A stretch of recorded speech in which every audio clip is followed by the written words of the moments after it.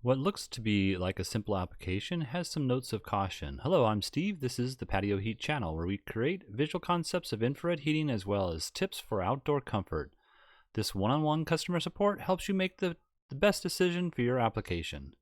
Visit our patioheat.com website for sales and more information. Please tap that like button if you find this video useful, as it helps others find our channel. Now let's get heating. All right, so here we have this standalone structure here. And you can see I just have a couple of different seating arrangements here. We have dining and then just casual seating. Let's go right into the overall dimensions. So pretty simple, 20 by 20.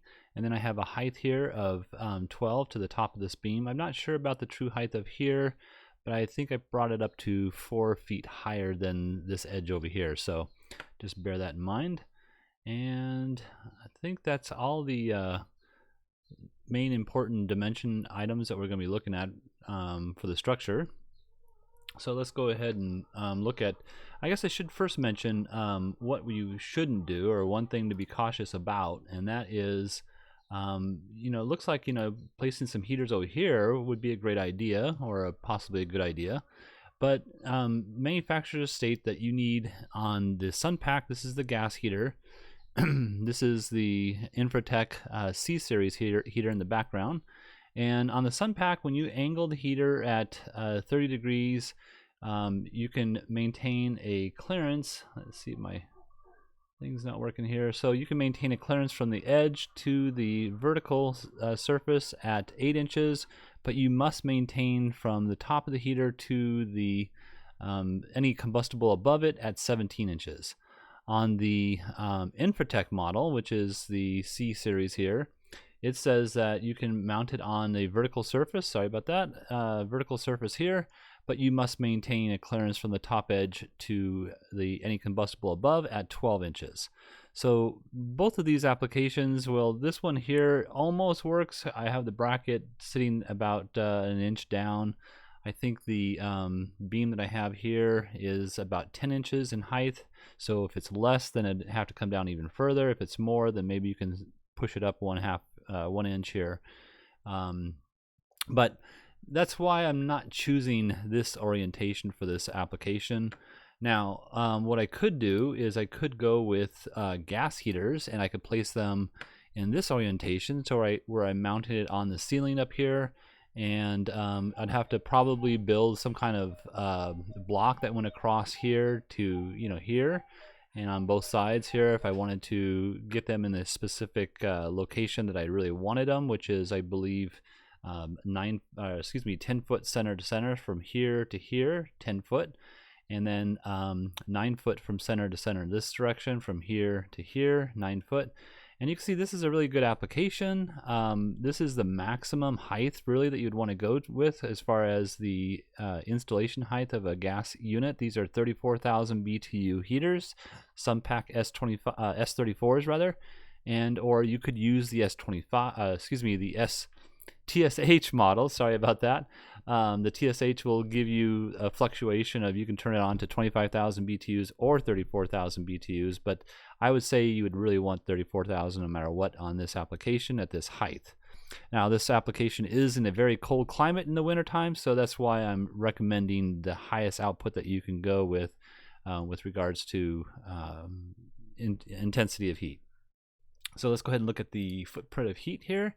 And as you can see here, we're fairly decent, I would say, on the footprint of heat. Now, I would like the heaters to be down a little bit further if I could. I would like to actually prefer to see them around the 8-foot mounting height, but mounting them up on the ceiling like this, I'm using the maximum length of the bracket itself, and so that's as far as I can go. Now, I could produce my own bracket and come down another foot or so in order to make it more intense at the seating level, but you do have good overlapping here in the middle, and I would say overall it's a pretty decent application. It just isn't the ideal. I would really like to see the heaters about 12 inches down further than what they are. So let's just go ahead and try to just push this down here just so you can see what I'm talking about. We'll go with 12 inches, and now you can see that now our intensity is more at that level that I would really like to see. So I'm going to go back up here and go ahead and look at some other options. So another option would be to utilize possibly an electric heater. Now these are Infratech, these are C series. Now what I did here is because the slope is going this direction and I have no slope coming down to the back side of the heater here, I'm able to place the Infratech right along this beam here and maintain the clearances that I need. And I have them at a 30-degree tilt from straight down, 30 degrees up, and I'm mounting them just on that beam here with the OEM bracket. That being said, let's go ahead and look at the footprint of heat here. So you can see here again, you know, we're at the maximum capacity of that Infratech unit with the mounting height. I still would like to see these a little bit lower. But you know, we're getting good heat here, we're getting good heat here, we're getting good crossover heat in the middle. So this would be an okay application. And if it's a windy area, then this would be the preferred application, really, because of the fact that, you know, the electric heaters are not affected by the wind, where the gas heaters are, because there's gases moving around and the wind will blow that around and cause it to not function as efficiently as you'd want. So just bear that in mind. But so that's a, sorry about that. This is the option for the electric heaters. And let's go ahead and look at an option for gas. And so this would be the second option for a gas unit here.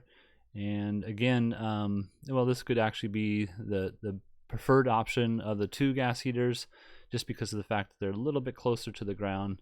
I have them mounted at this center of the beam here. I have them mounted at approximately, you know, actually what I did on these is I made sure that I maintained the clearance from here to the top at 17 inches, and then this side over here as well.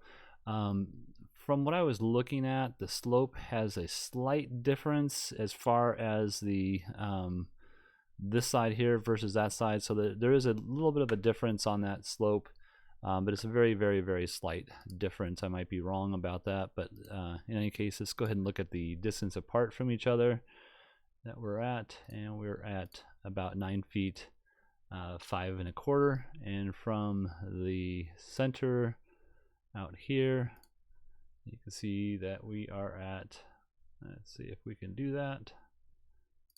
Yeah, we're at 411 3/8, it looks like. All right, so that would be the second option for the gas heaters. I would say this would be a pretty darn good option here. Let me just take this off and take this off here.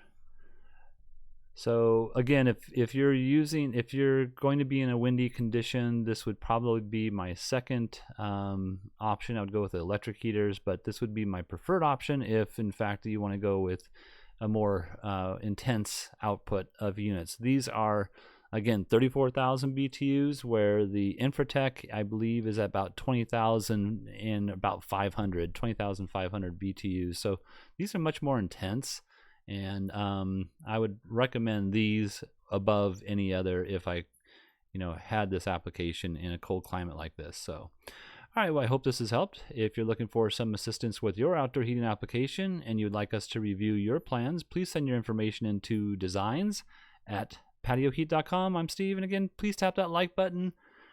We don't advertise, we're not monetized. YouTube does not promote us unless we receive your thumbs up, and we really appreciate you doing that. Have a great day.